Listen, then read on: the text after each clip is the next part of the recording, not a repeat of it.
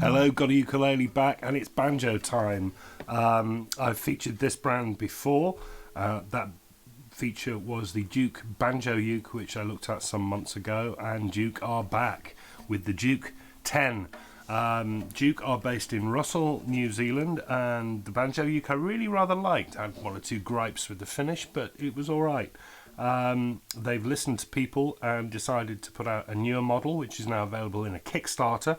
This is in pre-production. This is a pre-production sample. They're not quite available yet, but they will be very soon. And the change they've made to it is basically make it a bit more professional looking, but mainly that they've made it bigger. The original Banjo Uke was 8 inches on the head. This is 10, and I think it looks better for that on the scale.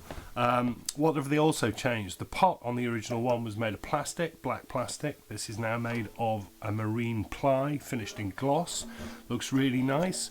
We've got 8 individual tension hooks around the top, holding a polyvinyl head on the top with the Duke logo, and a standard maple footed, 3-footed bridge there that can be adjusted for intonation.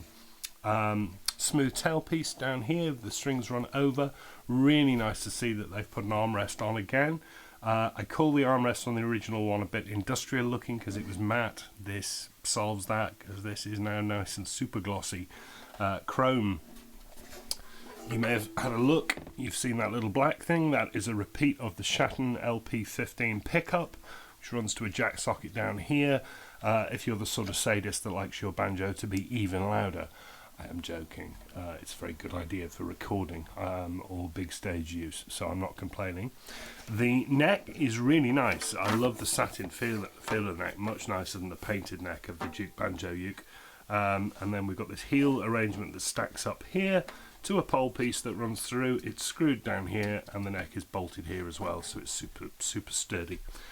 Really do like the neck. Fingerboard, rosewood, and that is topped, all in good condition, nice and even colours. 17 nickel silver frets to the top of the pot. Pearloid position markers at 5, 7, 10 and 12. And again, Duke listened to people who complained about the lack of side markers on the original, and we have them on the side. Good stuff.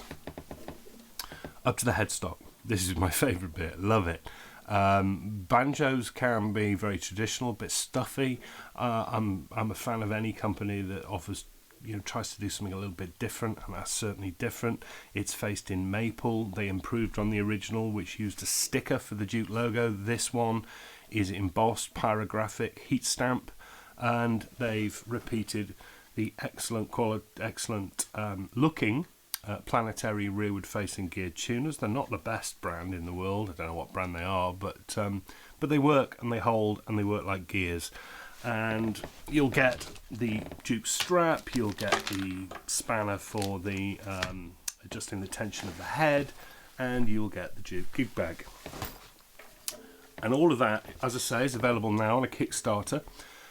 It'll cost you $389 US, or about 312 UK pounds, and that's delivered from New Zealand to anywhere in the world.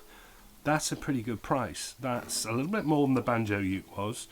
It's less than the Deering, and it's still a good value for a banjo with these sort of appointments like armrest, pickup, planetary pegs. I think it's very good value. And I think people are going to be going for them. Now, it's one thing I must talk about is the weight. I mean, they've always said that they wanted their banjos to be light. This is about 1 kilo. Okay, certainly heavier than a wooden ukulele, but it's about half the weight of the Deering, and that's pretty remarkable, really. I mean, there's just nothing to it. It's not heavy. This is not going to bother you standing on stage for an hour. I really like that about it. Hopefully that bigger top is also going to make a change in the sound, because I think that the smaller pot banjos, sort of 8-inch pots, 6-inch pots, can sound overly bright and snappy. Now, it's a banjo. It's going to sound snappy, it's going to sound punchy, and it does, but it does sound richer for that bigger top. It's still banjo, but it reminds me of the Deering, which has an 11-inch top.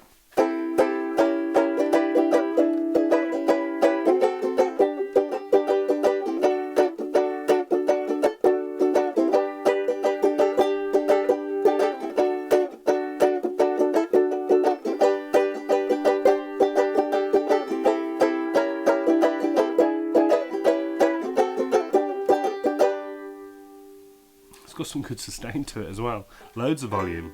You get some echoey ghost notes, as you do with all banjos when you finger pick it, but you solve that by rolling a sock up and wedging it in there. But it's still alright, you know.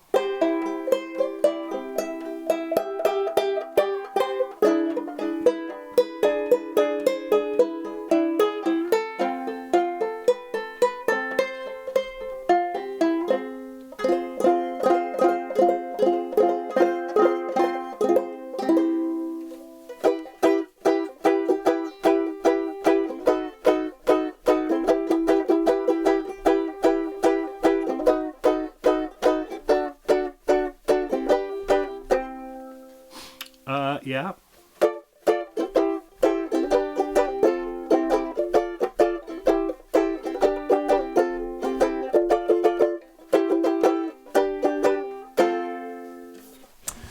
The Duke 10. What I like about this is they've basically taken the formula of the original, which I liked, ironed out the issues I didn't like, and it's why it gets a very good score from me. I think this is really good and people should take a look.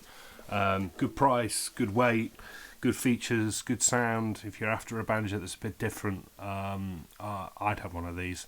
Thanks to Ed for the loan. Much appreciated. I hope this goes well for you. You deserve it.